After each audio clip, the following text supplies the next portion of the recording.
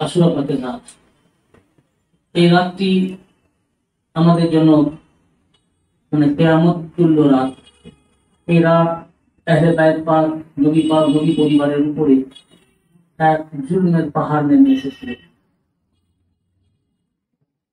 আজকে 3 দিন হচ্ছে ইমাম পাকদের পানি বন্ধ করে রাখা হয়েছিল। 10ই মুহররম ফজর নামাজের পর ফজরের আজান হযরত আলী আকবর আলাইহিস সালাম আজান পাক দিয়েছিলেন। দেখুন, এদিকে ওরাও আজান দিচ্ছে, আবার এদিকে ইনাদেরও জামাত হচ্ছে, ইমাম পাক ইমাম নামাজ পড়াচ্ছেন, ওদিকে ইয়েজিদি বাহিনীও নামাজ পড়ছে, দুই দলের নামাজ পড়ছে, এদিকেও নামাজ হচ্ছে, ওদিকেও নামাজ হচ্ছে। আবার ওরা নামাজের ভিতরে আলে মুহাম্মাদের উপরে দরুদ শরীফ পড়ছে। তারা নামাজের ভিতরে পড়ছে আল্লাহুম্মা সাল্লি আলা মুহাম্মাদিন ওয়া আলা আলি মুহাম্মাদ, নাম দরুদ প্রেরণ করো আল্লাহ মুহাম্মাদের উপরে ধ্বংস করে। নামাজের ভিতরে যে আলে মুহাম্মাদের উপরে দরুদ পড়ছে, নামাজ থেকে বেরিয়ে এসে সেই আলে মুহাম্মাদকে কতল করছে। এখন উভয়ই তো নামাজি, তো উভয় নামাজির মধ্যে আল্লাহ পাক ফায়সালা করে দিয়েছেন কোরআন যে দুই দলেই তুমি নামাজ পাবে, কিন্তু দুই দল ঠিক নয়। সূরা বাকারার মধ্যে আল্লাহ পাক একটা নাযিল করেছেন, ইয়া আইয়ুহাল্লাযীনা আমানুস্তাঈনু বিস-সাবরি ওয়াস-সালাহ, হে ঈমানদার বান্দাগণ, তোমরা সবর এবং সালাত এর মাধ্যমে আল্লাহর কাছে চাও, সাহায্য চাও। সবরের প্রথম সবর করেছেন, তারপর নামাজ। সবরের মাধ্যমে চাও এবং নামাজের মধ্যে চাও। ইন্নাল্লাহা মা'আস সাবিরিন, কিন্তু আল্লাহ আছেন সবরকারীদের সাথে। অর্থাৎ কারবালায় দেখো, নামাজ ইমাম পাক ইনার দলও নামাজ পড়ছে, ইয়াজিদের দলও নামাজ পড়ছে। নামাজ পড়লেই যে জান্নাতি তা না। দুই নামাজির ভিতরে দেখো যে কে সবর করছেন আর কে জুলুম করছে। দুই নামাজির মধ্যে যিনি সবর করছেন আল্লাহ ওই দিকে দেখছেন। ইন্নাল্লাহা মা'আস সাবিরিন, অর্থাৎ আল্লাহ পাক সবরকারী, অর্থাৎ ইমাম পাকদের সাথে আল্লাহ পাক আছে। এই কারবালা প্রান্তরে এই দলটা আল্লাহ পাকের দল, কোরআন পাকের আয়াত পাক দিয়ে আল্লাহ পাক স্পষ্ট করে দিলেন। আল্লাহ পাক আছেন এই দলে, এই নামাজিদের দলে আল্লাহ পাক রয়েছেন, আর ওই নামাজিদের দলে ইবলিস রয়েছে। উভয়ই নামাজি, সব নামাজি। আল্লাহ পাক নিজের অবস্থানের কথা যখন বলছেন, তখন নামাজিদের সাথে আমি অবস্থান করি, এটা কোরআনের কথা বলেন। নামাজিদের সাথে আল্লাহ অবস্থান করে এটা বলেন দেবেন। নামাজ কিভাবে তোর দল করছে, সব নামাজিদের মধ্যে দেখো যে কারা এই সবরকারীদের দলে রয়েছে, কারা কারবালার সবরকারীর দলে রয়েছেন, ইমাম পাকদের দলে রয়েছেন, আহলে বাইত পাকের দলে রয়েছেন। এই মাযহাবে এই গ্রুপে আহলে বাইতের দলে যারা রয়েছেন, আল্লাহ পাক এই দলের সাথে আছে। ইন্নাল্লাহা মা'আস সাবিরিন। আর বাকি নামাজি যারা আহলে বাইতের পক্ষে নয়, আহলে পাকের বিপক্ষে থেকে নামাজ পড়ছে, কিন্তু আহলে বাইতের বিপক্ষে থেকে, ওই দলে আল্লাহ পাক নাই, ওই দলে আছে ইবলিস। অর্থাৎ ওই দল ইবলিস পরিচালিত, ওই দলের লিডার হচ্ছে ইবলিস, আর এই দলে আছেন আল্লাহ পাক। অর্থাৎ আল্লাহ পাকের আয়াত পাক নাযিল করে স্পষ্ট করে দিলেন, এই যুদ্ধ হুসাইন আলাইহিস সালামের বিরুদ্ধে ইয়াজিদের, বা ইয়াজিদের বিরুদ্ধে হুসাইন আলাইহিস সালামের নয়। এই যুদ্ধটা ছিল আল্লাহর বিরুদ্ধে ইবলিসের, ইবলিসের বিরুদ্ধে আল্লাহ। আল্লাহর দলে ইমাম পাক, ইবলিসের দলে ইয়াজিদ। ইবলিসের দলে বনু উমাইয়া, ইয়াজিদ, মুয়াবিয়া, আবু সুফিয়ান। তো আল্লাহ পাক বুঝতে হবে, কোরআন পাক অবতরণ করে আল্লাহ পাক স্পষ্ট করে দিয়েছেন, এটা খেলাফতের লড়াই ছিল না, এটা খেলাফতের লড়াই ছিল না। অনেক আলেম বলেন দুই আরব বাচ্চার লড়াই, এটা তা ছিল না। এটা ছিল তাওহীদ ভার্সেস শিরক। তাওহীদবাদের বিরুদ্ধে ওদের পক্ষ থেকে ছিল শিরকের লড়াই, ইমাম পাকের পক্ষ থেকে ছিল শিরকের বিরুদ্ধে তাওহীদবাদ, আল্লাহর একত্ববাদের লড়াই। এই দলে আল্লাহ, ওই দলে ইবলিস। এইটা বুঝতে হবে যে এইটা ছিল কারবালার যুদ্ধ, মানে আর এইটাই সূত্রপাত হয়েছিল, যেটা আমার বলার একটি উদ্দেশ্য। প্রেক্ষাপট রচিত হয়েছিল বানু সাকিফা, প্রেক্ষাপট রচিত হয়েছিল বানু সাকিফাতে। কারণ আল্লাহর নির্বাচিত, আল্লাহর নির্ধারিত, আল্লাহর মনোনীত ইমামকে বাদ দিয়ে তারা নিজেরা ইমাম তৈরি করলো, দলটা ওইদিকে চলে গেল। আল্লাহর দলটাকে তো নেওয়া হলো না, আল্লাহর মনোনীত ইমামকে নেওয়া হলো না।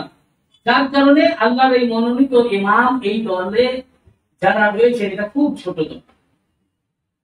ইমাম পাকরা ওনাদের সাথে, ইমাম পাকদের হাশিমি খানদানের 17 জন ছিল। কোন কোন রেওয়ায়েতে 18 জন এসছে, কিন্তু মাশহুর হচ্ছে 17 জন। আর বাকি ছিলেন ওনার মুহিব্বিন, আহলে বাইত পাকদের সাহাবী, সঙ্গী সাথী। ওনারা যতক্ষণ ছিলেন ততক্ষণ আহলে বাইত পাকদেরকে ওনাদের গায়ে আঁচড় দিতে দেননি। প্রথমে ওনারা নেমেছেন। সর্বপ্রথম শহীদ হয়েছেন সৌর বিন ইয়াজিদ, যে ইয়াজিদের পক্ষ থেকে 1000 সেনার লিডার হয়ে এসেছিল ইমাম পাককে গ্রেফতার করতে। আল্লাহ পাক তাকে তখন কি নসিব দেন, ফাতিমা বিন খায়ের। তিনি বলেন যে আমি বুঝতে পারিনি যে ওরা ইমাম পাককে শহীদ করে দিবে। যখন বুঝতে পারলেন যে না এরা শহীদ করতে চায়, তখন তিনার দিল কেঁপে উঠল। উনি বললেন এদিকে দেখছি দুনিয়া, ইয়াজিদের পক্ষে ইবনে জিয়াদের ফেভারে থাকলে দেখছি দুনিয়া, আর এদিকে থাকলে দেখছি আখিরাত। আমার জাহান্নামের প্রতি ভয় হল। হযরত হুর ইয়াজিদের দিক থেকে হঠাৎ তার ঘোড়াকে দৌড়িয়ে চলে আসলেন ইমাম পাকের দিকে। ওনার সাথে ওনার ছেলেরাও চলে আসে। এসে উনি ইমাম পাকে কদমবুসি করলেন এবং বললেন যে আমি প্রথম এসেছিলাম তাদের পক্ষ থেকে, আমি আপনাকে গ্রেফতার করতে। আজ আমি তওবা করেছি এবং আপনার পক্ষ থেকে আমি আমার জীবন উৎসর্গ করতে চাই। আপনি আমাকে ইজাজত দেন, আমি প্রথম এই যুদ্ধ ময়দানে আমি যাই। তো ইমাম পাক বললেন যে তুমি সত্যি হুর, হুর মানে মুক্ত, আল্লাহ পাক তোমাকে মুক্ত করে দিয়েছে। তারপরে ইমাম পাকের ইজাজত নিয়ে উনি যুদ্ধে গিয়ে প্রথম কারবালায় ইমাম পাকের পক্ষ থেকে প্রথম শহীদ। তারপর একে একে বিভিন্ন সব শহীদ হয়েছেন। হাশেমি, তারপরে আস্তে আস্তে হাশেমি খানদানের সব শহীদ হলেন। হযরত বড় ইমাম পাকের 4 শাহজাদা পাক ছিলেন। 3 শাহজাদা পাক প্রথম শহীদ হলেন। এরপরে আরেক শাহজাদা পাক, যার নাম হচ্ছে হযরত কাসেম আলাইহিস সালাম। উনি যখন ইজাজত দিতে চাইলেন, গেলেন, ইমাম পাক ইজাজত দিতে চাইলেন। বললেন যে আপনি হচ্ছেন আমার বড় ভাইয়ের শেষ চেরাগ, আপনাকে দেখলে আমি আমার ভাইয়ার স্মৃতি আমার চোখের সামনে ভেসে উঠে, আপনাকে আমি ইজাজত দিতে পারি না। উনি খুব অনুনয় বিনয় করে চাইলেন, ওনার মন খারাপ হয়ে গেল। শেষে উনি তাঁবুর ভিতরে গিয়ে ওনার ফুফিজানের কাছে গেলেন, বললেন আমাকে তো উনি ইজাজত দিচ্ছেন না। উনি 2 হাঁটুতে মাথা রেখে হাঁটুতে উনি খুব মন খারাপ করে বসে আছেন। হযরত যায়েনব সালাতুল্লাহ ওয়া সালামুল্লাহ আলাইহা উনি ওনাকে ওনার মন খারাপ দেখে বললেন, ওনার মনে পড়ে গেল যে আপনাকে আপনার আব্বা একটি তাবিজ দিয়েছিলেন এবং আপনাকে বলেছিলেন যখন তোমাদের উপরে মুসিবতের ঝড় নেমে আসবে সেই সময় তাবিজটা খুলে দেখবে। তখন উনি কাসেম আলাইহিস সালাম ওনার ফুফিজানকে বললেন যেন তাবিজটা খুলে দেন। তাবিজ খুললেন তো ওর ভিতরে চিঠি দেখাচ্ছে এবং একটা কিতাবে আছে চিঠিটা ইমাম পাকের প্রতি ছিল, ছোট ইমাম পাকের প্রতি। ওনাকে বলছেন যে ভাইয়া তোমার প্রতি আমার এটা ওসিয়ত থাকছে যে যখন কারবালার এই জেহাদ আসবে, সেই কারবালার এতে আমার ছেলে কাসেম আলাইহিস সালামকে তোমার উপরে জীবন উৎসর্গ করার সুযোগ দিবে এবং আল্লাহর রাহে জীবন কুরবানি করা। এখন এই কারবালার ওয়াকে ওনাদের আগে থেকে জানেন। বড় ইমাম পাক শাহাদাত পাকের আগেই 41 হিজরিতে উনি শহীদ হয়েছেন, তার আগেই উনি লিখে দিয়ে গেছেন মানে কারবালা হবে, বড় ইমাম পাক জানেন। মওলানা তো জানতেন। সিফিনে যখন উনি আসলেন, ওই সিফিনের যুদ্ধে বরাত ফিরে যখন কারবালা ইমাম পাক যেখানে তাবু গেড়েছে, তখন তো তাবু হয়নি, ওই জায়গাতে উনি বিশ্রাম করছিলেন। উনি আঙ্গুল দিয়ে নকশা করে করে দেখে দেখে বললেন যে এই জায়গা আহনা মানা করে কাবিহি ওয়া মিহরাব ওয়া রিহালিহি, এরকম ভাবে ভাবে উনি বললেন যে এই জায়গাটা ওনার উট বসার জায়গা, এই জায়গাটা উটের হাওদাগুলো রাখার জায়গা এবং অমিহরাব দিমাইহি, এবং এই জায়গাতে ওনার রক্ত প্রবাহিত হবে। মওলাই জানান নকশা করে করে দিয়েছিলেন এবং বলেছেন ফিয়াতুন মিন আলি মুহাম্মাদিন ইয়াকতুলুনা ফি হাযিহিল আরশা, এই ভূমিতে আলে মুহাম্মাদের একটি জামাত পতন হয়ে যাবে। তাবকি আলাইহিমুস সামা ওয়াল আরদ, ওই সময় আসমান এবং জমিন ক্রন্দন করবে। মওলাই জানান সিফিনের যুদ্ধে এসে এই ধ্বংসগুলি করেছে এবং আসমান কাঁদবে, জমিন কাঁদবে কথা বলে গেছে।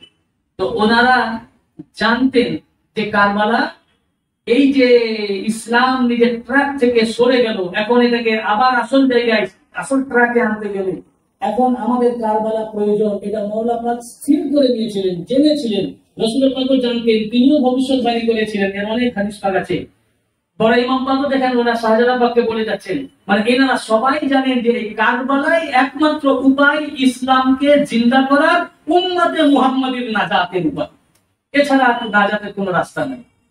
তো আর রওজাতুশ শুহাদা কিতাবের মধ্যে লেখা আছে যে বড় ইমাম পাককে উনি চিঠিতে লিখেছেন, কাসেম আলাইহিস সালামকে বড় ইমাম পাক চিঠি লিখেছেন যে এইরকম যখন মুসিবত আসবে তখন তুমি তোমার চাচা জানের উপর নিজের জীবনকে কুরবান করবে, কারণ যখন উনার উপরে মুসিবত আসবে তখন উনাকে মাদাদ করা, সাহায্য করা, উনার উপরে জীবনকে কুরবান করা প্রত্যেকের উপরে ফরজ আছে। অতএব তোমার তখন দায়িত্ব নিজের জীবন উৎসর্গ করে ইসলামের জন্য জীবনকে কুরবানি দেওয়া। তখন উনি খুব খুশি হয়ে গেলেন, আনন্দে আত্মহারা হয়ে গেলেন। ওই চিঠিটি নিয়ে আসলেন ছোট ইমাম বাবার কাছে, যে দেখেন আপনার প্রতি এই বছর আমার দাবি যদি তখন উনি চিঠিটা যখন দেখলেন বলেন কিছু উপায় নাই, আমি তোমাকে আটকাতে পারছি না। কাসেম আলাইহিস সালামকে উনি ছেড়ে দিতে লাগলেন। তিনিও বীর বিক্রমে যুদ্ধ করে অসংখ্য কুফফারকে জাহান্নামে প্রেরণ করেছিলেন। ওনার সামনে দাঁড়াতেই পারতো না, তার অনেক কুফফার জাহান্নামে পাঠিয়েছেন, তার সামনে ফাঁকাই হয়ে গেছিল। যাই হোক, উনি শহীদ হয়েছিলেন। তারপরে হযরত আলী আকবর আলাইহিস সালাম উনিও শহীদ হলেন। আর ইমাম পাক প্রত্যেকের শাহাদাত ডাকার জন্য পিলার উপরে উঠে দিচ্ছে শাহাদাত। আর যখন শহীদ হচ্ছেন তখন উনি নিজের লাশ মোবারক নিয়ে তুলে নিয়ে আসছেন এবং এনে তাবুতে এসে রাখছেন। হযরত ইবনে আসাকির রিওয়ায়াত করেছেন, হযরত জায়নাব আলাইহিস সালাম বলেন যখন আলী আকবর আলাইহিস সালাম শহীদ হলেন তখন বললেন যে ইমাম পাক যখন ওনার লাশ মোবারক আনতে গেলেন তখন ওনার একটিও চুল পাকা ছিল, সাদা ছিল। যখন উনি লাশ আলী আকবর আলাইহিস সালামের জানাজা মোবারক তুলে নিয়ে আসছেন, আসাকির এই কথা লিখেছেন, যখন ফিরছেন তখন উনি বলছেন আমি চিনতে পারছি না ইনি কে। আমার ভাতিজা আলী আকবর আলাইহিস সালামের জানাজা পাক করে নিয়ে আসছেন, কাছে আসতে দেখি ইনি আমারই ভাই ইমাম হুসাইন আলাইহিস সালাম, যার একটি চুলও কালো ছিল না। যখন যাচ্ছেন তখন একটি চুলও সাদা নাই। যখন ফিরে আসছেন আলী আকবর আলাইহিস সালামের জানাজা মোবারক নিয়ে একটি চুলও কালো নাই। এমন ওনার শাহাদাত পাকে ভেঙে পড়েছেন। এরপর আব্বাস আলমদার পানির জন্য সাকিনা আলাইহিস সালাম বা ঘরে সব আলিয়া পাক এবং শিশুরা ওনারা সব তৃষ্ণার্ত, খুব কষ্ট পাচ্ছেন, ছটফট করছেন। এইরকম আলেম মুহাম্মদের উপর জুলুম করা হয়েছে। যারা কাউসারের পানি পান করাবেন তাদের 3 দিন ধরে তাঁবুতে পানি নাই, বাচ্চা বাচ্চা শিশু ছটফট করছেন পানির জন্য। আব্বাস আলমদার এসব সহ্য করতে পারলেন না, বললেন যে আমাকে আপনি এজাজত দেন। বললেন তোমাকে আমি কিভাবে এজাজত দিব, তুমি আমার কমান্ডার আলমদার, তো তুমি যদি চলে যাও তাহলে আমার পতাকা কে উত্তোলন করবে। তখন বললেন আমি তো যুদ্ধের জন্য যাচ্ছি না, আমি এনাদের জন্য পানি আনতে যাচ্ছি, আমি আর দেখতে পাচ্ছি না। সাকিনা আলাইহিস সালাম আমাকে বারবার পানির জন্য বলছে। তখন বললেন আচ্ছা ঠিক আছে, তাহলে তুমি পানি আনতে যাও। হযরত আব্বাস আলাইহিস সালাম ওরা ফিরে গেলেন।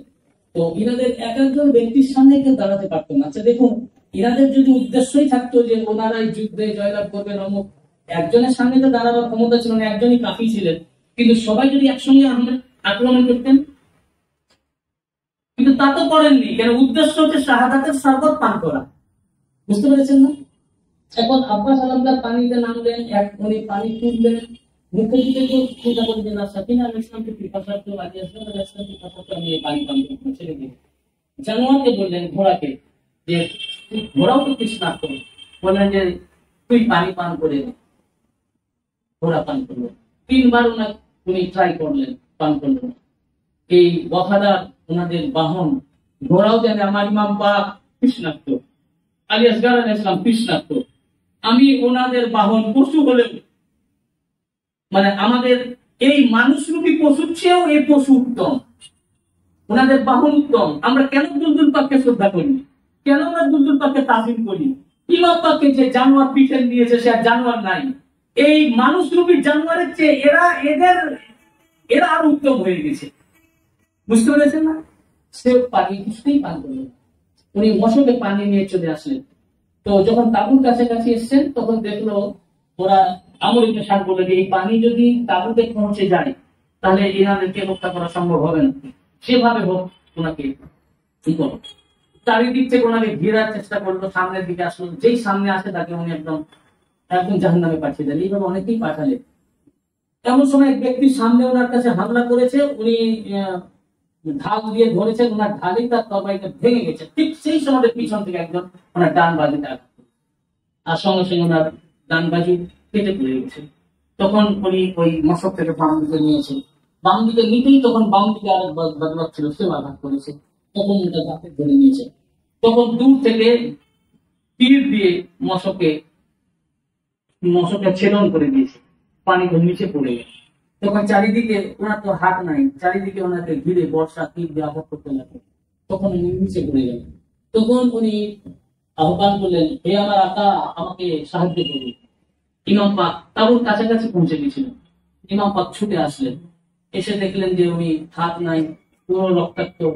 তো উনি বললেন যে আমি তো আপনাকে দেখতে চাই। তো উনি তো আমি সামনে। তো বললেন যে রক্ত আমার চোখে জমাট বেঁধে গেছে, আমি দেখতে পাচ্ছি না, আপনি আমাকে রক্তটা পরিষ্কার করে দেন। ইমাম পাক রক্ত সরিয়ে দিলেন। তো ইমাম পাক বললেন যে তুমি তো আমাকে সবসময় আকা ও মৌলা বলে ডেকেছো, কোনোদিন ভাই বলনি। তো উনি ভাই হচ্ছেন।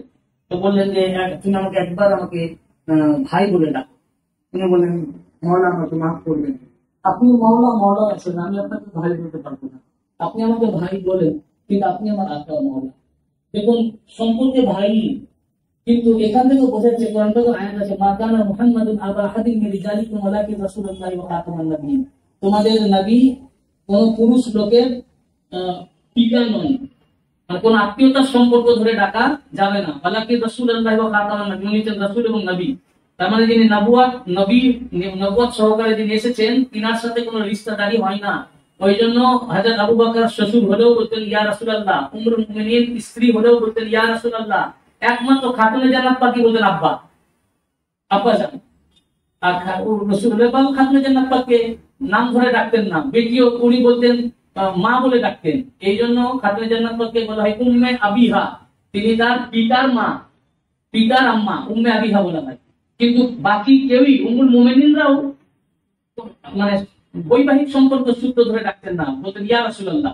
ঠিক এই নবুয়তের মাকামে যারা রয়েছেন, এই স্থানে নবুয়তের মাকামে কায়েম মাকাম যারা রয়েছেন, সাজ্জাদা নসীর যারা রয়েছেন, ইমাম যারা রয়েছেন, ইনাদের সাথে কোনো আত্মীয়তা হবে না। ইনারা ইমাম রয়েছেন। আলী আসগার আলাইহিস সালাম ইমাম আছেন, ইমাম হুসাইন আলাইহিস সালাম ইমাম আছেন। দেখুন, এটা হযরত আব্বাস আলামদার আমাদেরকে শিক্ষা দিয়ে গেছেন যে প্রকৃতই ভাই, বৈমাত্রিক ভাই, কিন্তু উনি ইমাম পাক ভাই বলে ডেকেছেন, কিন্তু উনি ভাই বলে বলেছেন আপনি আতাও মাওলা। অতঃপর যখন পানির হাহাকার শুরু হয়ে গেল, হঠাৎ তাঁবুর ভিতরে ক্রন্দন শুরু হয়ে গেল। ইমাম পাক বাইরে ছিলেন, ভিতরে প্রবেশ করলেন, বলেন কি ব্যাপার? তো বললেন আলী আসগার আলাইহিস সালাম, ওনার একদম জিহ্বা মানে বাঘ হয়ে গেছে পিপাসায়, মানে একদম কলিজা শুকিয়ে গেছে, আর মানে এর মতো হয়ে গেছে, সেন্সলেসের মতো। তো জাইনাব আলাইহিস সালাম বলেন যে দেখুন, এমনি তো এই বাচ্চা তো কোনো মাসুম শিশু, তো ইনাকে সামনে নিয়ে যান, হয়তো এই বাচ্চাকে দেখে অনেকের এরকম, ওই কাফেরদেরও অনেকের এরকম বাচ্চা রয়েছে মুনাফিকদের, এই বাচ্চাকে দেখলে মায়া ধরে পানি দিতে পারে। উনি বললেন যে তারা পানি দেবে না। ইমাম পাক বললেন আমি জানি, কিন্তু আপনি বলছেন ঠিক আছে আমি নিয়ে যাচ্ছি। তো ওনাকে ঘোড়ার উপরে নিলেন কোলে। তো ঘোড়া ছাড়তে যাবেন, জাইনাব আলাইহিস সালাম বললেন ভাইয়া দাঁড়ান। তো বললেন যে এত রোদের তাপ, তিনি তো ঝলসে যাবে, এরপর একটা চাদর দিয়ে ঢেকে দিন। যখন যাচ্ছেন ওনাকে নিয়ে, তো ওরা দূর থেকে ভাবছে যে আলী আসগার আলাইহিস সালামকে দেখছে কোরআনে পাক, তো ওরা ভাবছে যে তাহলে উনি কোরআন অনুযায়ী সন্ধি করার জন্য এসেছে। আমর ইবনে সাদ বললো যে উনি যদি কোরআন অনুযায়ী সন্ধি করেন, আমরা সন্ধিতে যাব না, আমাদের একটাই এজিদের নামে বায়াত, আমরা আপনার মাথা চাই না, চাই হাত, উদ্দেশ্য।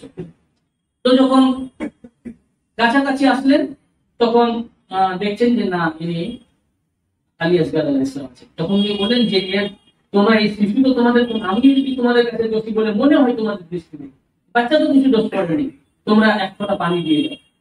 তারা চুপচাপ আছে। বলেন যে যদি তোমাদের ভয় হয় যে আমার সামনে আসতে, আমি এই উত্তপ্ত বালুর উপরে আমি শুয়ে দিয়ে যাচ্ছি, এর মুখে এক ফোঁটা পানি। তখন ওই বদবাক বলল আমর ইবনে সাদ যে আপনার নানা যান আঙুলের দিয়ে পানির ঝর্ণা বের করেছিলেন, এবং আপনার দাদা যান ইসমাইল আলাইহিস সালাম পায়ের ঠক্করে জমজম পার করেছিলেন, তো আপনি আপনার নানা দাদার কাছে পানি চান, আমাদের কাছে চাইছেন কেন? ইমাম পাক বললেন এই বদবাক, আমি যদি এখন ইচ্ছা করি, আমাকে আমার নানার কাছেও চাইতে হবে না, ইসমাইল আলাইহিস সালামের কাছেও চাইতে হবে না। আমি যদি ইচ্ছা করি, এখনই কারবালার জমিন থেকে পানির নাহার বয়ে যাবে, এখনই ঝর্ণা বেরিয়ে যাবে। আমি ইচ্ছা করলে এখনই আসমান থেকে বর্ষণ শুরু হবে। কিন্তু আমি এখানে মুজিজা দেখাতে আসি না, বরং আমি আলী আসগার আলাইহিস সালামকে এই জন্য নিয়ে এসেছি তোদের সামনে যে আল্লাহ বিশ্ববাসীর কাছে দেখাতে চান তোদের জুলমের ইন্তেহা আর আমার সবরের ইন্তেহা। আল্লাহ পাক বিশ্ববাসীর কাছে দেখাতে চান যে এত পাওয়ার হাতে থাকার পর আমাদের কাছে একটু পাওয়ার থাকলে কতক্ষণে আমরা এই পাওয়ার অ্যাপ্লাই করবো, আর কোন কায়নাতের পাওয়ার না হাতের মুষ্টিতে থাকার পরেও। পীর মুর্শিদ পাক লিখেছেন না নওয়াপাকের মধ্যে, চাহু তো হিলা তুমে আভি আরশ বাড়ি, যদি চাইতেন আরশ বাড়ি পর্যন্ত হিলে যেত। পুরো মুষ্টির মধ্যে ওনার পাওয়ার থাকার পরেও উনি যে এই পুরো পাওয়ারকে উনি অ্যাবজর্ব করে রেখেছেন, সেটা রেখে সাবার করছেন, অ্যাপ্লাই করছেন না, এই অ্যাপ্লাই না করাটা এটা কত বড় পাওয়ার। পাওয়ারের মালিক হয়ে পাওয়ার অ্যাপ্লাই না করা এটা কত বড় পাওয়ার, শক্তি। উনি এটাই বলছেন যে আমাদের এত পাওয়ার আল্লাহ পাক দিয়েছেন, এই পাওয়ার থাকার পরেও এই যে আমি সাবার করছি, সাবরের যে মাকাম, এইটা আল্লাহ পাক বিশ্বকে দেখাতে চান না তোদের জুলমে তোরা কত নিচে নামতে পারিস, এটা দেখাতে চান। এরপরে ওনার এই বক্তব্যে ওদের মধ্যেও একটা সৃষ্টি হচ্ছে, নরম নমনীয়তা সৃষ্টি হচ্ছে। তো হোরমালাকে বোধহয় তীর চালানো, তো হোরমালা সবচেয়ে বড় তীরন্দাজ ছিল, তো তীর চালাতে গিয়ে হাত থেকে তীর পড়ে কাঁপছে। তো বললেন যে এত বড় তুমি তীরন্দাজ, তীর হাত কাঁপছে কেন? তো বললো যে আমি দেখছি যে খাতুনে জান্নাত পাক এইভাবে দাঁড়িয়ে আছে, তখন ওরা তো বিশ্বাস করে না। ওরা বললো তুই বদমাইশি করছিস, যদি তুই তীর নিক্ষেপ না করিস আমরা তীর দিয়ে তোকে হত্যা করবো। তখন সে চোখ বন্ধ করে তীরটা ছুঁড়ে দিল। তীরটা ইমাম পাকের বক্ষদেশ লক্ষ্য করে আসছে। শিশু আলাইহিস সালাম হাতের উপরে লাফিয়ে উঠলেন, আর যেই লাফিয়ে উঠলেন তীরটা ওনার গলায় এসে বিঁধল, আর গলায় বিঁধে গলা পার হয়ে ইমাম পাকের হাতে বিঁধে গেল। ইমাম পাক তীরটা পার করলেন। আলী আসগার আলাইহিস সালাম বললেন, আব্বা আমি লক্ষ্য করছিলাম তীরটা আপনার বক্ষদেশ লক্ষ্য করে আসছে, আপনার বক্ষে প্রবেশ করতো। তা আমি দেখলাম আমি যতক্ষণ আছি এই ইমামকে রক্ষা করাও আমারও দায়িত্ব, তাই আমি গলাটি পেতে দিলাম। কিন্তু আব্বা আমার গলা এত সরু যে আমি আপনাকে রক্ষা করতে পারলাম না, আপনার হাতে বিঁধে গেছে। আপনার হাতে খুব লেগেছে না? আমি আজকে ইসলাম সেই সময়তেও এরকম কথা বলেছেন। ইমাম পাক চোখে পানি ধরে রাখতে পারেন নাই, রক্তের ফোয়ারা বেরিয়ে যাচ্ছে, উনি 2 আঁচলা রক্ত ধরে নিয়েছেন। এখন এই রক্তটাকে চাইলেন মাটিতে ফেলে দিন, এমন সময় মাটি থেকে আওয়াজ আসলো, ইমাম পাক এই মাসুম বাচ্চার বিষাদময় রক্ত মাটিতে ফেলবেন না, যদি মাটিতে ফেলেন তাহলে কিয়ামত পর্যন্ত জমিনে সবুজ ঘাস পালা উদ্ভিদ জমিন ফসল কিছুই হবে না, যার জন্য আপনি এসেছেন সে উম্মাত হালাক হয়ে যাবে। তখন চাইলেন আসমানের দিকে ছুড়ে দিতে। আসমান থেকে আওয়াজ আসলো, ইয়া ইমাম পাক এই বিষাদময় রক্ত আসমানে ছুড়বেন না, এই রক্ত যদি আসমানে ছুড়েন কিয়ামত পর্যন্ত আসমান বর্ষণ দিবে না, তাহলে কোনো ফসলও হবে না, মানুষ যাদের জন্য এসেছেন উম্মাত হালাক হয়ে যাবে। ইমাম পাক ওই মুহূর্তে শিশু আলী আসগার ইসলামকে কোলে নিয়ে ইমাম তার নানা জানের উম্মতের কথা খেয়াল করে ওই রক্তটাকে নিজের মুখে মেখে দিলেন। এবং শুধু আলী আসগার আলাইহিস সালামের নয়, আহলে বাইত পাকের কারো রক্ত জমিনে ফেলতে দেওয়া হয়নি। এটা সমস্ত হাদিসের কিতাবে এসেছে। এবং মিশকাত শরীফের মধ্যে ইবনে আব্বাস রাদিয়াল্লাহু আনহু বলেন, আমি দুপুর বেলায় রাসূল পাকে ঘুমিয়েছিলাম, স্বপ্নে দেখি রাসূল পাক সাল্লাল্লাহু আলাইহি ওয়াসাল্লামের একটা রক্তপূর্ণ বোতল আর মাথায় কাপড়ে মাটি লেগে। আমি জিজ্ঞাসা করলাম, ইয়া রাসূলুল্লাহ এটা কি? তখন বললেন, হাজা দামুল হুসাইন, এই শিশির মধ্যে ও আসহাবিহি, ইমাম হুসাইন আলাইহিস সালাম তার সঙ্গী সাথীদের রক্ত। সকাল থেকে আমি ইমাম পাক এবং তার সঙ্গী সাথীদের রক্ত আমি বোতলে কালেক্ট করছিলাম। নবীজি এই কারবালা ইমাম পাকের শাহাদাত পাকের সময় নবীজি স্বয়ং উপস্থিত ছিলেন এবং সকাল থেকে মাটিতে কারো রক্ত পড়তে দেন নাই, শিশিতে কালেক্ট করেছেন। এই রক্ত কোথায় উনি নিয়ে গেছেন উনি জানেন। আলী আসগার আলাইহিস সালামের শাহাদাত পাকের পর ইমাম পাকের শাহাদাত পাকের সময় আসে। ইমাম পাক যখন গেলেন প্রচুর অন্ধকার হয়ে গেল এবং একটা ধূলি ঝড় উঠলো, কিছুই সামনে কিছু দেখা যায় না। তারা শত্রু সৈন্য কিছুটা দূরে সরে গেল, ভয় দেখা যাচ্ছে না ইমাম পাক এটা করবেন। এমন সময় দেখছেন ওনার সামনে একটা জিন, দৈত্য জিনদের সর্দার, তার নাম জাফর। বলেন তুমি কে? তার চেহারাটা ছিল ঘোড়ার মতো আর পা গুলো ছিল বাঘের মতো। তো বলেন তুমি কে? বলে ইমাম পাক আমি আপনার গোলাম, আমি জাফর, তুমি জিনের সর্দার।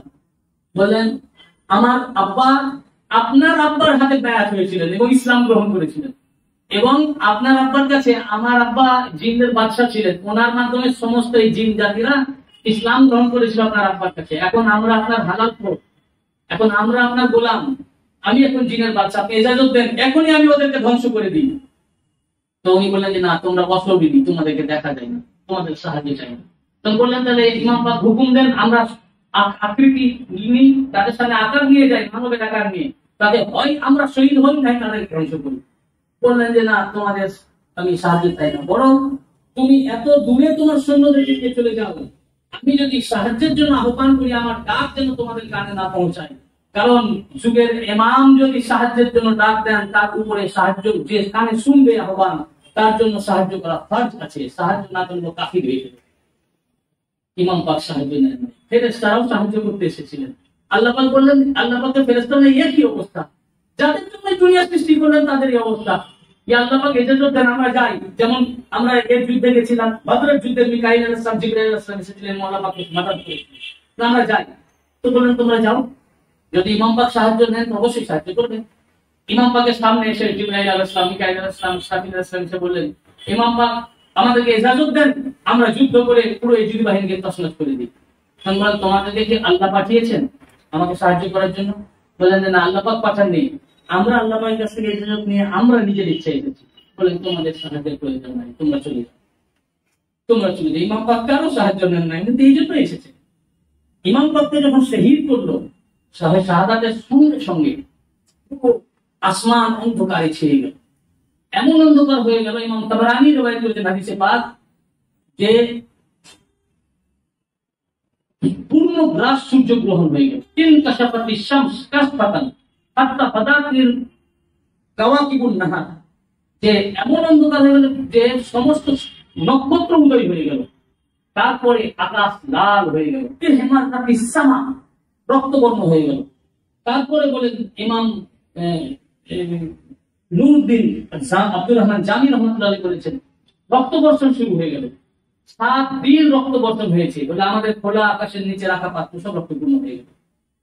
আকাশ অন্ধকার, তারপরে রক্তবর্ণ, রক্তবর্ষণ। উম্মে সালমা রাদিয়াল্লাহু আনহা বলেন, তানু হাজ্জিন আলা হুসাইন ইবনে আলী আলাইহিস সালাম, ইমাম পাকের শাহাদাতের সঙ্গে সঙ্গে আমি নিজের কানে শুনেছি জিন জাতির ক্রন্দন, এবং তারা নাহাপাক মর্সিয়া পাঠ করছিল। মাটি বাইতুল মাকদিসের যেখান থেকে ওই সময় পাথর তোলা হচ্ছে, পাথর থেকে রক্ত বেরিয়ে আসছে। শাম দেশে যেখান থেকে পাথর তোলা হচ্ছে, রক্ত বেরিয়ে আসছে। অর্থাৎ ইমাম পাকের সাথে সাথে আল্লাহ পাক শোক পালন করছে প্রকৃতির মাধ্যমে।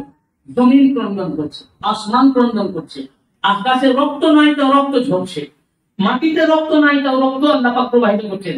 ইমাম পাক আহলে বাইতে মুহাম্মদ, ওনাদের শরীর থেকে যে রক্ত ঝরেছে, আল্লাহ পাক প্রকৃতির দ্বারা রক্ত ঝরিয়ে আল্লাহ পাক ইমাম পাক ও ইমাম পাক আহলে বাইত পাকদের রক্ত ঝরার সুন্নাত আদা খোদ আল্লাহ পাক করছে। খোদ আল্লাহ ইমাম পাকের রক্ত ঝরার সুন্নাত আদা করছে। এবং ওই সময় সমস্ত পয়গম্বররা হাজির ছিলেন। যখন ইমাম পাকের সর মুবারক নিয়ে যাওয়া হচ্ছিল, তো এক ঈসাই তার গির্জাতে ওটা রাখা ছিল। তো তিনি দেখছেন যে রাত্রিবেলায় হঠাৎ পুরো ঘর আলোকিত হয়ে গেছে। তো উনি ফুটো দিয়ে দেখছেন যে আসমান থেকে নেমে আসলেন একজন ঘোষক, ঘোষণা দিল ইনি হচ্ছেন খলিফাতুল্লাহ আদম সফিউল্লাহ, আল্লাহ খলিফা আদম আলাইহিস সালাম।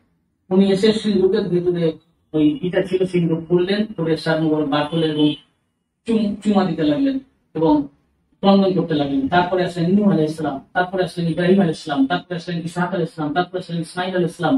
এইভাবে ঈসা আলাইহিস সালাম পর্যন্ত 1,24,000 পয়গম্বর একে একে সব নেমে আসলেন। তারপরে রাসূল পাক সাল্লাল্লাহু আলাইহি ওয়াসাল্লাম সব শেষে আসলেন। তারপরে নূরের একটি চেয়ার আনা হলো, রাসূল পাক সেখানে বসলেন, সকল পয়গম্বর মেঝেতে বসলেন। অতঃপর জিবরাইল আলাইহিস সালাম আসলেন। জিবরাইল আলাইহিস সালাম, আমি ফুটো দিয়ে দেখছিলাম, আমাকে জিবরাইল আলাইহিস সালাম পাকড়াও করলেন, করে নিয়ে গেলেন রাসূল পাকের কাছে, যে এই ইমাম পাকের কাফিরের মধ্যে একজন। আমরা 50 জন পাহারাদার ছিলাম, তারা ঘুমিয়ে গেছিল, আমি দেখেছিলাম।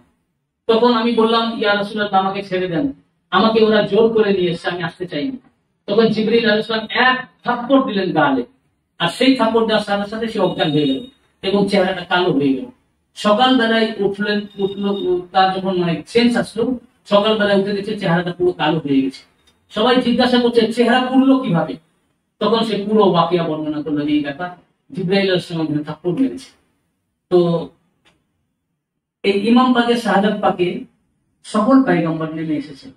এবং ইহুদিদের গির্জায় যখন রাখা হয়েছিল তখন সেখানে ওই পাদ্রী দেখেছিলেন হযরত বিবি হাওয়া আলাইহিস সালাম এসেছেন, বিবি মারিয়াম আলাইহিস সালাম, ইব্রাহিম আলাইহিস সালামের দুই আহিয়া পাক বিবি সারা এবং বিবি হাজারা আলাইহিস সালাম, হযরত মুসা আলাইহিস সালামের বোন কুলসুম আলাইহিস সালাম, এবং এই সমস্ত নারীগণ এসেছেন। তারপরে একটা আওয়াজ আসে, তুই তোর চোখ বন্ধ করে দে। এবারে সাইয়্যিদা খাতুনে জান্নাত ফাতেমাতুল জাহরা আলাইহিস সালাম এই আওয়াজেই বলছেন আমি অজ্ঞান হয়ে পড়ে গেলাম। তারপরে খাতুনে জান্নাত পাক আসলেন, সবাই এসে ওনাকে নিয়ে সবাই ক্রন্দন করতে লাগলেন, আহাজারি করতে লাগলেন। আর পয়গম্বররা বললেন যে আজ আপনি আমাদের লাজ রক্ষা করলেন, আজ আপনি জীবন দিয়ে এই মাথা দিয়ে আমাদের লাজ রক্ষা করলেন। লাজটা কি? এই যে আদম আলাইহিস সালাম থেকে 1,24,000 পয়গম্বর যে তাওহীদ এনেছিলেন, একত্ববাদ, এই একত্ববাদকে পিটাতে চেয়েছিল। আমরা যে মেহনত করে গেছি, 1,24,000 পয়গম্বর আমরা যে মেহনত করে গেছি, এই মেহনত বরবাদ হয়ে গেছিল। আপনি নিজের জীবন দিয়ে আমাদের মেহনতটাকে পুরা করলেন, কমপ্লিট করলেন, আমাদের লাজ থাকলো, আমাদের মেহনতটা কার্যকরী হলো। এই জন্য খাজা মঈনুদ্দিন চিশতি রহমাতুল্লাহ আলাইহির কলম থেকে বেরিয়েছিল শাহ আস্ত হুসাইন, বাদশাহ আস্ত হুসাইন, দীন আস্ত হুসাইন, দীন পানা আস্ত হুসাইন, সরদার নদাব দস্ত দর দস্ত ইয়াজিদ ফত্তা কে বিনা ইলা ইলাহা আস্ত হুসাইন। সম্রাট ইমাম হোসেন, ইয়াজিদ ভাবছে যে আমি সম্রাট হয়ে গেছি, আমি জিতে গেছি, আমি বাদশাহ হয়ে গেছি। বলেন যে না, ইমাম পাকের জয় হয়েছে, যার কারণে এখনো ইমাম পাকের সার মুবারক কিন্তু লেজার উপরে, সবারই উপরে গেছে। আসলে ইমাম পাকের জয় হয়েছে, উনি সম্রাট, উনি বাদশাহ। দিন আস্ত হুসাইন, দিন পানা আস্ত হুসাইন, ধর্মই হচ্ছেন হুসাইন আলাইহিস সালাম, ধর্মের আশ্রয়দাতা হুসেন। কিভাবে আপনি বাদশাহ হলেন? এইভাবে বাদশাহ হলেন যে যুদ্ধটা কিসের ছিল? যুদ্ধটা ছিল যে আপনি আমার হাতে বায়াত হন, ইয়াজিদের হাতে বায়াত হন, মাথা চাইনি, মানে হাত দেন। হাত দেন কেন? হাত এই জন্য দেন যে তারা সবাই জানেন পঞ্চনূর পাঞ্জাতন পাকের শেষ জন আছেন ইনি, ইনার হাতে ইসলাম রয়েছে, আমার হাতে হাত দেন, ইসলামকে এখানে দিয়ে দেন, বরবাদ হয়ে যাবে ইসলাম। বুঝেছেন না? ইমাম পাক বলেন আমি হাত দিব না। এই জন্য দেখুন, কোন বাপ যুদ্ধের ময়দানে নিজের ছেলেকে ছেড়ে দেবে? নিচে আগে দেন। আপনার বাড়িতে যদি কোন রকম এই ধরনের কোন সমস্যা আসে, তাহলে কি হলো? বাচ্চাকে ঘরে রেখে আপনি আগে এগিয়ে যাবেন। কিন্তু এই যে আল্লাহ পাক বলেছেন কোরআন থেকে, বলেন নাকুম বিশাইয়্যিন মিনাল খাউফি ওয়াল জু'i ওয়া নাকসিন মিনাল আমওয়ালি ওয়াল আনফুসি ওয়াস সামারাত। আমি ওনাদের পরীক্ষা নিব, আজমাইশ পরীক্ষা নিব, বিশাইয়্যিন মিনাল খাউফ কিছু ভয় দেখিয়ে, ওয়াল জু' ভুখা পিপাসা দিয়ে, নাকসিন মিনাল আমওয়াল এবং ধন সম্পদের ক্ষতি করে, ওয়াস সামারাত এবং ফলের ক্ষতি করে। এই যে বললেন এইভাবে আমি পরীক্ষা নেব, এর মানে কি? জানের ক্ষতি করে আমি তাদের পরীক্ষা নিব। জান মানে জান চলে যাওয়ার ভয় নয়, মালের ক্ষতি করে মানে মাল নয়, ফল মানে ঔলাদ পাক, কিছু ভয় দেখিয়ে। কিসের ভয়? ভয় মানে ইসলাম চলে যাওয়ার ভয়। তারা বলবে যে আপনার হাতে মানে হাতে ইসলাম আছে, তো এই ইসলামকে ধ্বংস করে দেওয়ার ভয়। ইমাম পাক বললেন যে না, আমার আল্লাহ পাক বলেন পরীক্ষা নিব, সম্পদের ক্ষতি করে, সম্পদ চলে যায়, বলেন আমি হাত দিব না। বললেন ফল সময়ের ক্ষতি করে, মানে ঔলাদ পাক দিয়ে দিবেন, ঔলাদ দিয়ে দিব।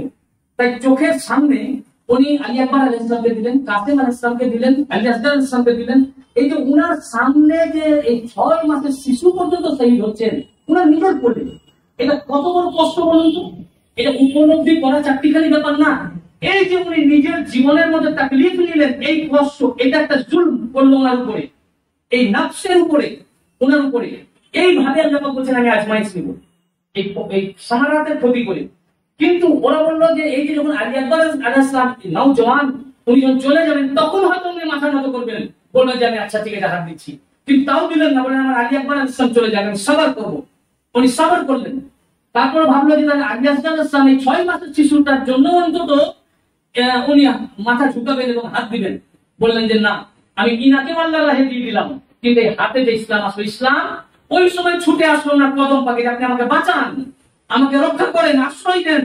উনি বললেন ঠিক আছে, আমি আমার শাহজাদাকে দিয়ে দিলাম, তোমাকে আমি নাজাত দিয়ে দিলাম, আমি ইসলামকে নাজাত দিয়ে দিলাম, হাত আমি দিব না। তাকেও দিয়ে দিলেন।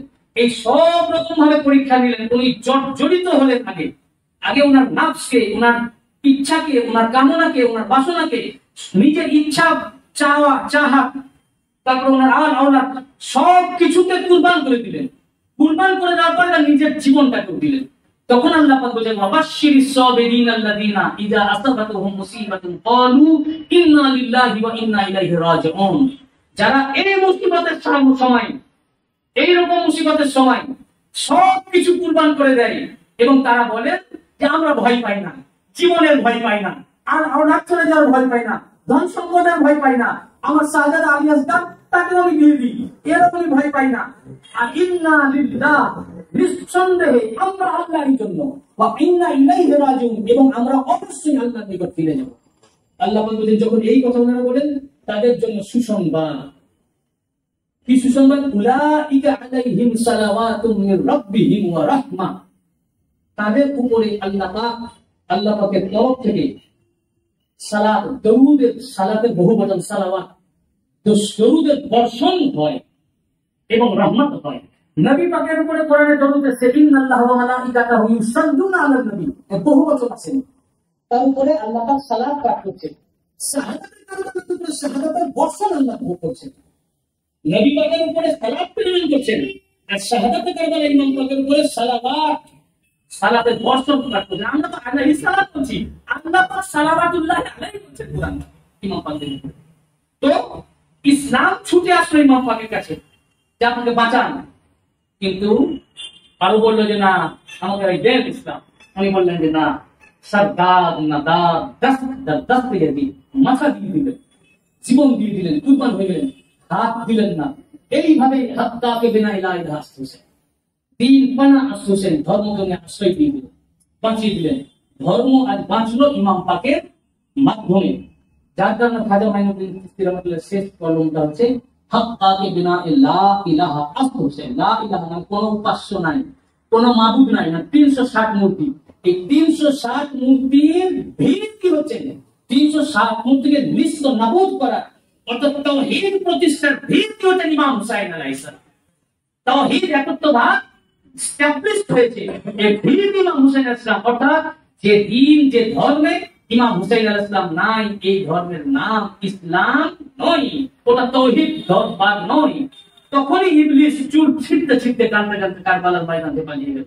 ইবলিস চাইলে ইমাম পাককে শহীদ করতে চেয়েছিল, ওনাকে কষ্ট দিয়ে জুলুম করে শাহজাদা পাককে শহীদ করে যে করে হোক ওনার মাখানো হবে, কিন্তু হায়াত পারলেন না, সে জীবনটাই চলে গেল। অর্থাৎ পরাজয় আমার হলো, ইমাম পাক জয়লাভ করে গেলেন, ইমাম পাক জিতে গেলেন, এই জন্য উনি বাদশাহ হয়ে গেলেন। আজ যার কারণে সারা দুনিয়া কি হিন্দু ভাই কি মুসলিম কি খ্রিস্টান কি ইহুদি সবাই আজ ইমাম পাকের ভক্ত, উনার মোহব্বত করে, উনার মর্সিয়া করে, উনাকে মানতে পারলা। তাই কেউ বলেছে নौ इंसान को बेदार तो हो लेने दो, हर कौम पुकारेगी हमारे नहीं हुसैन। হিউম্যান বিং কে তো আগে জাগতে দাও, দেখবে একদিন আসবে প্রত্যেকে বলবে হুসাইন আমাদের, হুসাইন আমাদের। আজ গান্ধীজি বলছেন হুসাইন আমাদের, হুসাইনি ব্রাহ্মণ বলছেন হুসাইন আমাদের, আরো অন্যান্য স্কলাররা বলছেন হুসাইন আমাদের। প্রত্যেকেই আজ মহরমবাগে দেখুন প্রশাসনে কাফেলাতে আমার হিন্দু ভাইরাও হাজির হয়, আমাদের গ্রামে ইমাম বাড়াবাগে আমাদের হিন্দু ভাই বোনেরা মায়েরা তারাও আসেন, হুজুর পাক হাজির করেন, তারা হাজির হন, তারা গোসল করে আসেন। আর সবাই ইমাম পাককে ভাই মানছে, মানছে না একটাই, এই টুপিওয়ালা গাড়িওয়ালা এই মুসলমান জাতি। আর ইমাম পাককে শহীদও করেছে এই মুসলমান। অর্থাৎ এই মুসলমান কিন্তু আসলে মুসলমান নয়, মুসলমান সেজে এখানে এসেছিল, আসলে এদের ভিতরে শিরক ছিল, এরা মুশরিক। আজ পর্যন্ত কিয়ামত তাক যারা যারা এই মুহররম পাকের বিরোধিতা করছে, জেনে রাখবেন এরা আসলাম মুশরিক, এদের মধ্যে শিরক রয়েছে, প্রকাশ করতে পারছে না। উপরে নামাজ আর রোজা, হাত জাকাতে, দাড়ি টুপির লেবাস, এই খোলস পরে আমাদের মাঝে রয়েছে, খোলসটাকে তুললেই দেখা যাবে এদের মধ্যে শিরক। আস্তিরের মধ্যে তখন তারা মূর্তি ভরে নিয়ে আসতো, এরা কালবের মধ্যে মূর্তি ভরে এখন আমাদের মসজিদের মধ্যে আসতেছে। মুসলমান একটাই, আউলিয়া কেরামের জামাত। বুঝতে পেরেছেন না? আজ ওরা এইটাই চেয়েছিল কিন্তু পারেনি। প্রেক্ষাপট এই যে কারবালা হলো, কি কারণে হলো, এর প্রেক্ষাপট রচিত হয়েছিল রাসূল পাকের জামানাতেই।